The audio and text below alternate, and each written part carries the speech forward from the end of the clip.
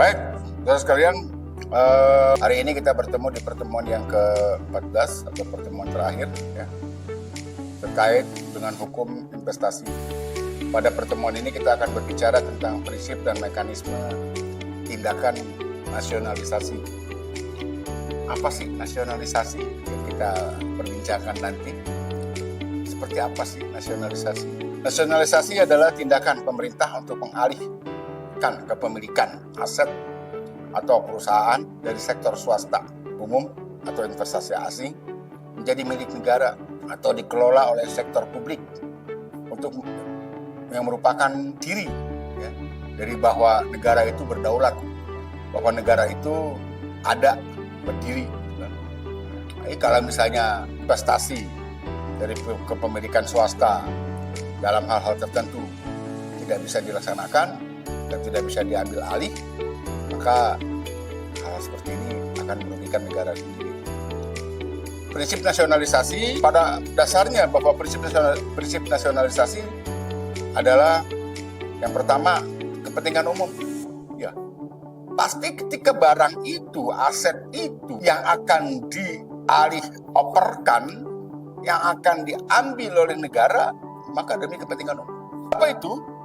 Nasionalisasi harus dilakukan untuk tujuan kepentingan umum atau untuk kepentingan publik yang sah. Ini berarti bahwa tindakan tersebut tidak boleh sewenang-wenang, semata-mata diskriminasi terhadap investor tertentu. Ya. Jadi ketika negara membutuhkan itu, maka harus diambil alih. Sudah tidak stabil lah segala macam.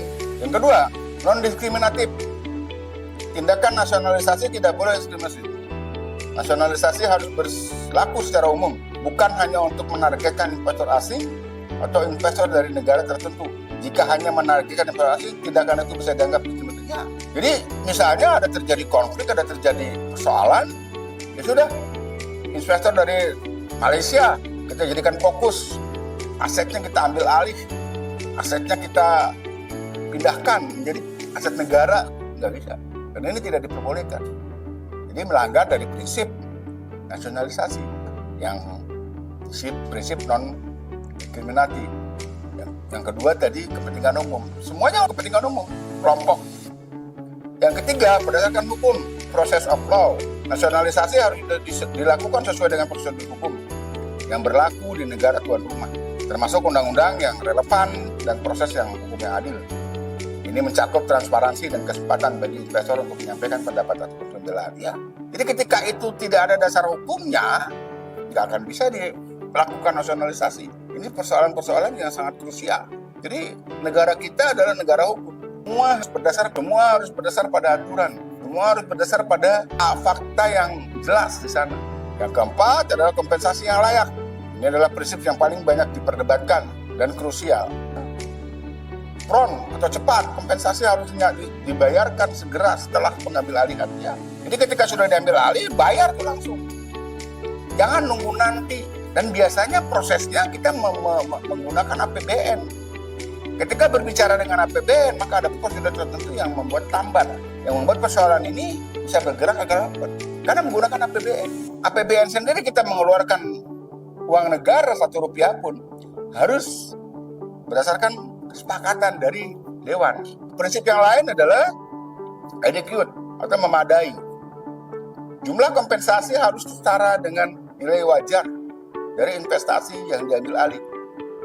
Tepat sebelum tindakan nasionalisasi dan pengumuman nasionalisasinya. Jadi nilainya itu ya kasarnya nilai pasar lah. Misalnya aset itu seharga PBB-nya 1 juta per meter. Ya harus lebih dari 1 juta. Kalaupun misalnya harga pasarannya lebih dari 1 juta, misalnya 1.500.000, maka tinggal hitung-hitungan. 1.500.000 itu atau 1 juta dibagi 2 tuh 500-nya. 1.250.000. Itu seperti apa? Nah, kira-kira seperti itu. Jadi tidak diskriminasi dalam pemberian kompensasi tadi. Yang berikut adalah efektif. Kompensasi harus dapat digunakan oleh investor. Artinya dapat ditransfer dengan mata uang yang dapat dikonversi ke luar negeri jika investornya asing. Ya. Nah, pada saat persoalan ini, maka uang yang dimanfaatkan atau uang yang diambil harus disesuaikan dengan mata uang Jangan mata uang yang tidak bisa digunakan, jangan mata uang yang tidak bisa dimanfaatkan. Nah, yang berikut adalah bagaimana mekanisme nasionalisasi. Yang pertama adalah keputusan politik dan hukum. Pemerintah melalui lembaga legislatif dan eksekutif mengeluarkan keputusan atau undang-undang yang menjadi dasar hukum nasionalisasi. Keputusan itu biasanya didasarkan pada alasan ekonomi. Jadi ketika mau melakukan nasionalisasi, maka harus ada dasar hukumnya. Harus ada regelingnya, harus ada pengaturannya di sana. Apakah itu berupa PP atau berupa Perpres, ya, atau berupa Kepres, segala macam seperti itu.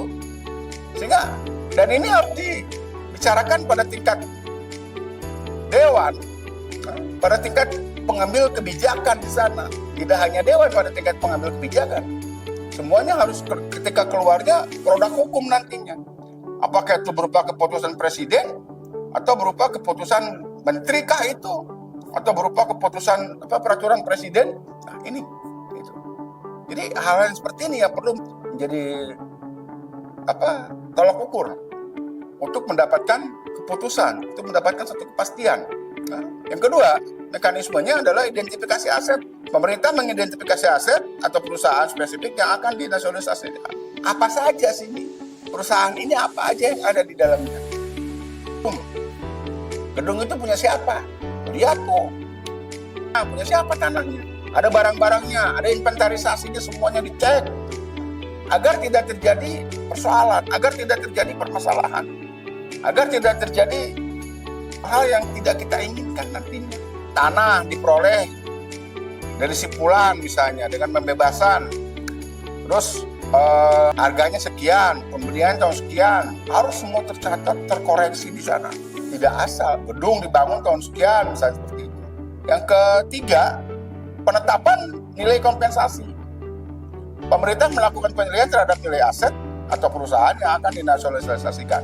Tahap ini sering menjadi sumber sengketa, ya, karena investor cenderung menilai tinggi, sementara negara menilai rendah. Ya pasti.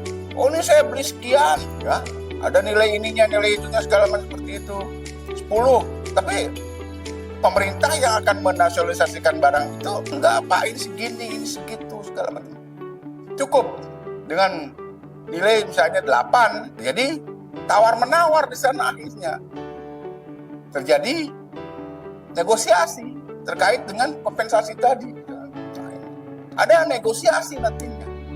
Pemerintah akan mencoba bernegosiasi dengan pemilik aset atau perusahaan mengenai jumlah dan bentuk kompensasinya. Ketika terjadi perdebatan di sana, dua kubu antara negara dengan pengusaha tadi, maka dia harus bernegosiasi. Ada jalan keluar, ada hal yang harus diputuskan di sana. Berapa besaran yang harus dikeluarkan oleh negara?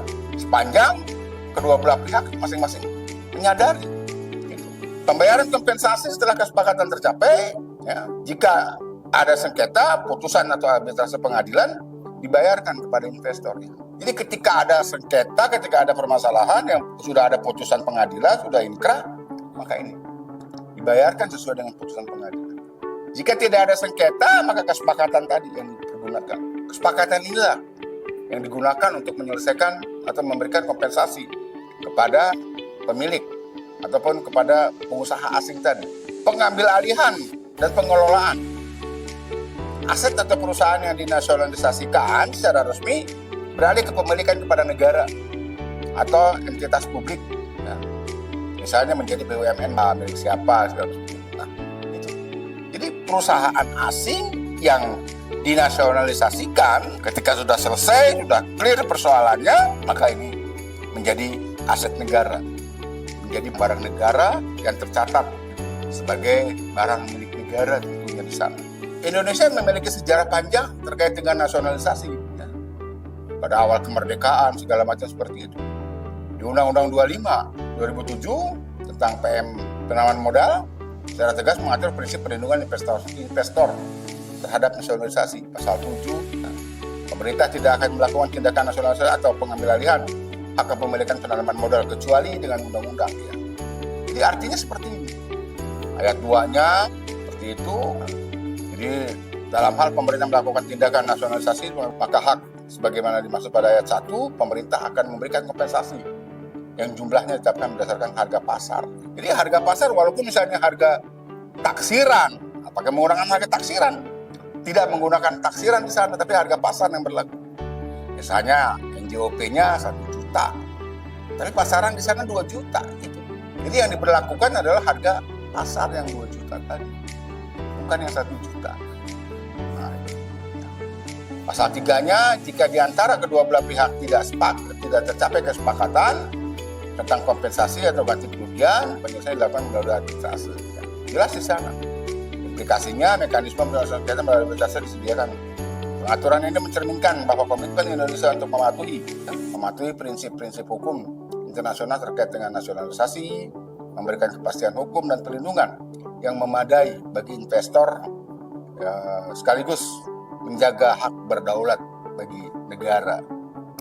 Nah, lantas bagaimana? Setelah itu kita melakukan pengawasan terkait dengan fasilitas ataupun tanah yang tadi fasilitas negara, tanah atau aset-aset negara tadi. Fasilitas hak atas tanah untuk investasi di Indonesia seperti apa? Fasilitas hak atas tanah dalam konteks investasi merujuk pada kemudahan, insentif dan jaminan terkait dengan penguasaan kepemilikan. Jadi ketika para investor akan menanamkan modalnya di Republik Indonesia ini, maka tadi fasilitas pertanahannya dipermudah, segala macam dipermudah. Nah, terkait tadi, ketika ini akan ada pengambil alihan dari para investor ke negara, maka ini aset pertanahannya ini betul clear, harus betul tidak ada persoalan, tidak ada permasalahan di sana, betul clear and clean, ya. Jangan sampai terjadi masalah, itu. Jangan sampai menimbulkan persoalan yang berkepanjangan tentunya dalam hal ini. Itu saudara sekalian. Jadi ketika aset diambil alih oleh negara, baik itu perusahaan asing, kalau perusahaan dalam negeri tidak perlu dinasionalisasi, perusahaan asing yang perlu dinasionalisasi. Ada proses di sana tentunya dalam hal ini. Baik, kita akhiri pertemuan kita pada siang hari ini di pertemuan yang ke-14 tadi. Mudah-mudahan dari pertemuan pertama sampai pertemuan ke-14 tentang mata kuliah hukum investasi ini mempunyai nilai manfaat buat saudara sekalian.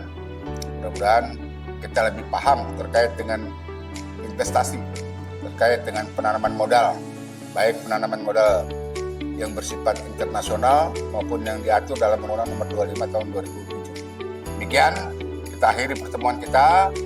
Billahi taufiq wal hidayah. Assalamualaikum warahmatullahi wabarakatuh.